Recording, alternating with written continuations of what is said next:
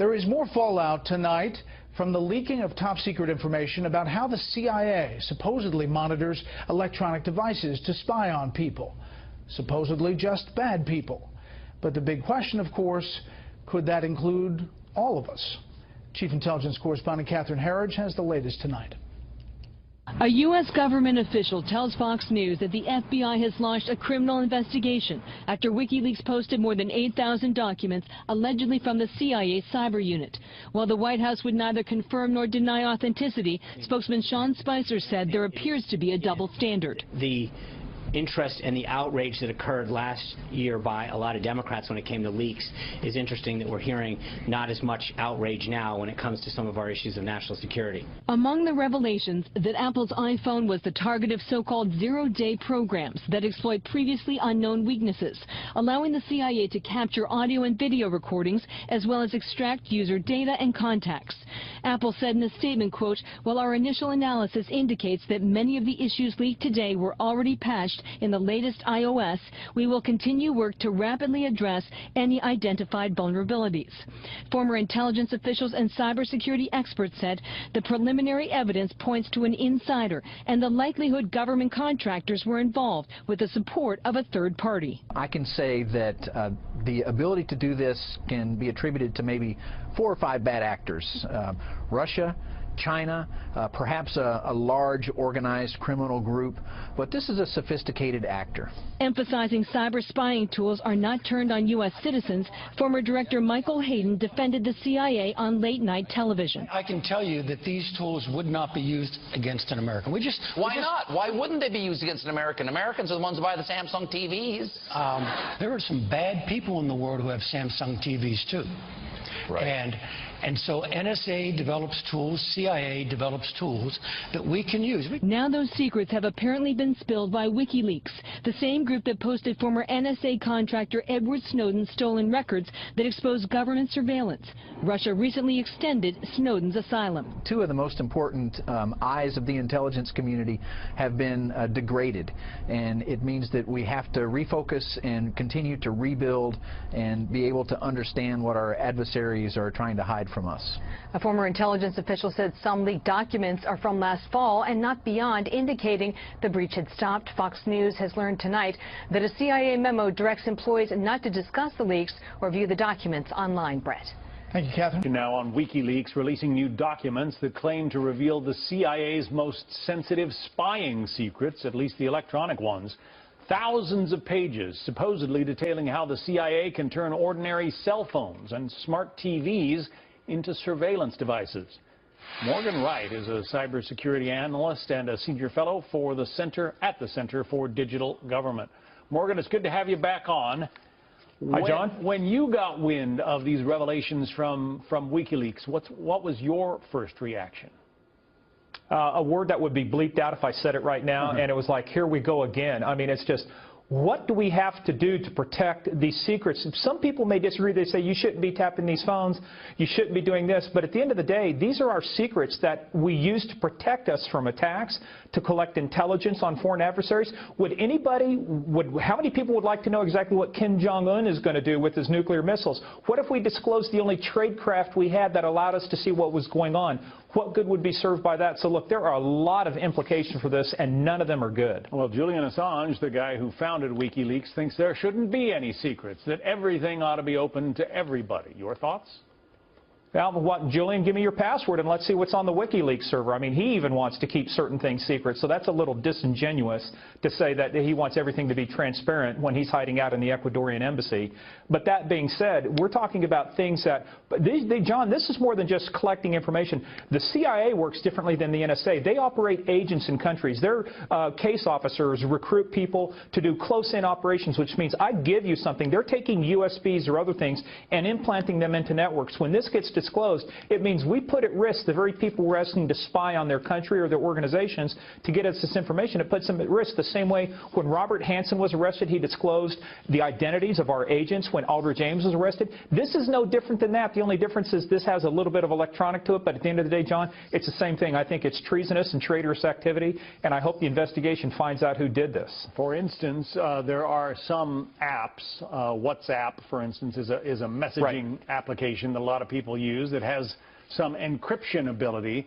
Apparently these files suggest that you can, or the CIA was able to get around that encryption and tap into some of these WhatsApp conversations that people who were using the app thought were safe. Well, technically, John, the conversations were safe. In other words, they never broke the encryption, and actually one of the most popular ones that they're going after is Telegram, because that's used by a lot of the jihadist networks.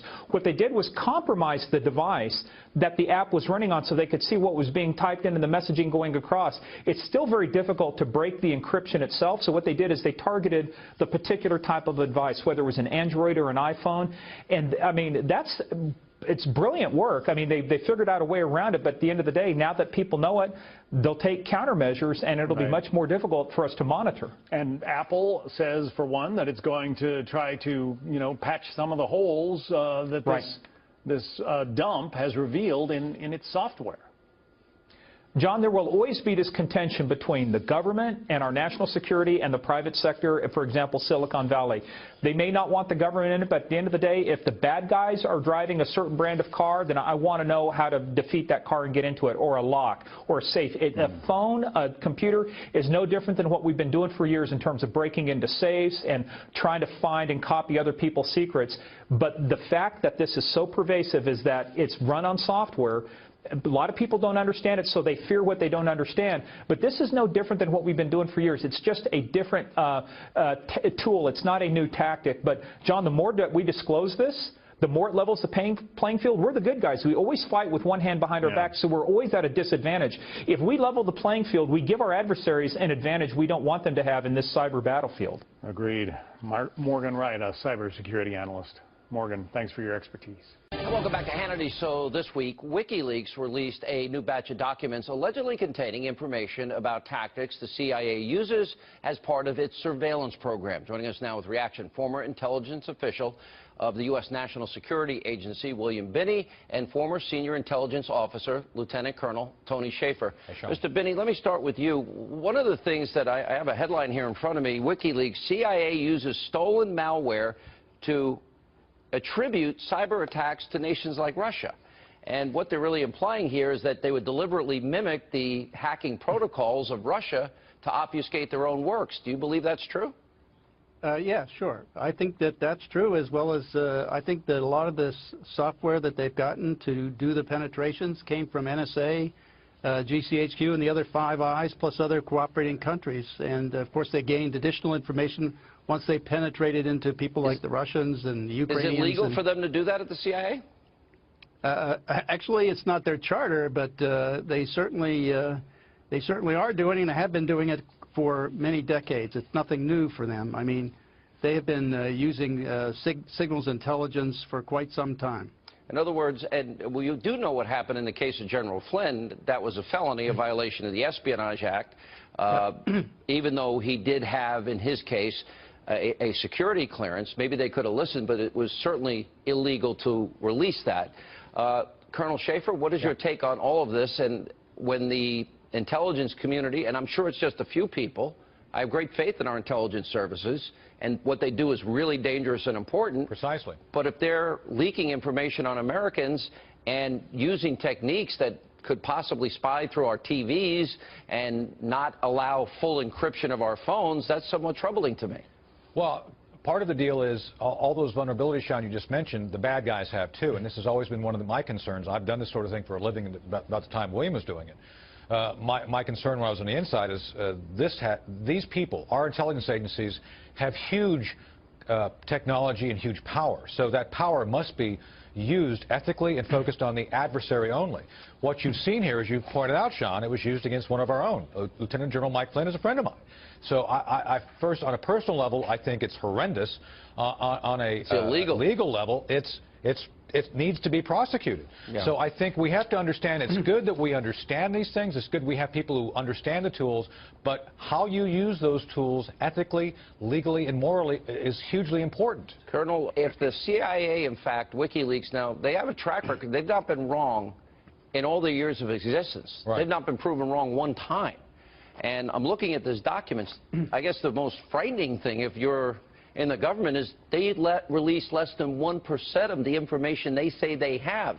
Right. And they're talking about more powerful surveillance techniques than even the NSA, without checks and balances. Correct. The fact that they build a cyber attack arsenal, that $100 billion came from the Obama years, and that it implies that every single electronic device they are capable of hacking and spying through, and even turning TVs into listening devices. Do you believe that? Do you think the CIA has that capability? And if they do, if there's no check and balance, doesn't that mean we're all potentially subject to living in a police state where the government at will can spy on whoever they want, bribe, blackmail, do whatever they want with that? That's scary. That is a danger of having this, and unfortunately, Sean, this is one of those few times I cannot comment on what you're asking me. I used to do this for a living. I will say this: I think some of those things are even more powerful than you listed, and that's why ethically, legally, and as William said, you have to be very specific about how you use Title 18 as law enforcement, Title 10 as military, EO 12333, Title 50 is intelligence, which has U.S. person restrictions. President Obama, I have a feeling, didn't care. He just told people to go out and do things, and this is where morally you have to have someone who is at the top willing to do the hard things of saying it is my job to restrict people from using those things. We don't have constitutional protections. Precisely, and this is where we were going. And let me say this, and I don't know if Bill will agree with me or not. ATP 2829, the so-called Russian tool that we used to hack the DNC, Sean, we did it. Not me, but our guys. Former members of NSA, retired intelligence officers, use these tools to break in there and get the information out. That's what the Democrats don't want to talk about because it doesn't fit their narrative. You know that for a fact? You know the Democrats did it, or that former operatives did it, using the malware techniques that they put the Russians' fingerprints on it and making it appear like the Russians. In other words, you're telling me this whole Russian story that the media has been running with for months and months and months, that it was our people that did it and they just put the fingerprints of the Russians on it? That's right. The whole idea. I don't have proof of it, but I'm telling you this is what I've heard, and what I'm trying to tell you is that if you go back and actually talk to people inside. The evidence is not that the Russians did it. The evidence is a Russian tool was used. What I'm saying is concerned Americans who are fed up with the Clintons doing things, I think were the ones who actually got in there and broke the information out and gave it to Wikileaks. I've mentioned this to other reporters, by the way. They don't seem to be interested in going and checking this out because it doesn't Talk to John Solomon and Sarah Carter. They want to hear this. Well, last question, Mr. Binney. Yes. You had told me that you say that every phone call, every text, every email of every American is gathered into metadata right now by our government. Every single call, text, email. Is that true? You know that? Well, it's not just the metadata, it's the content also. Yeah. And our government is storing every conversation. And that's why I wrote that up in a sworn affidavit in support of Jewell versus NSA, challenging the constitutionality of NSA and you say collecting Executive all this Order data. 12333 allows that? Yeah. Section 23C. And that is the same one that Obama altered so 16 other agencies could now share in that information of Signet. That is, wow. If I could point out a greater danger here, Sean, the point is they know about all these weaknesses in firewalls, operating systems, switches, servers, and so on, and how to break into them, and they aren't fixing them. That means that everybody in the world, including all of us here in the U.S., are still sitting there all vulnerable to attacks. Right. And they're doing it as you're saying they're doing it as a matter of course, and that's why you left after 32 years at the NSA. And the point is that they come back to us after an attack and say, well, we need more money for cybersecurity, when in fact they don't fix the problems they already know. Right. And so they're not giving us cybersecurity. You know, so this is worse than any spy novel I could think of. Thank you all for being with us. They're swindling us. Thank you, Sean.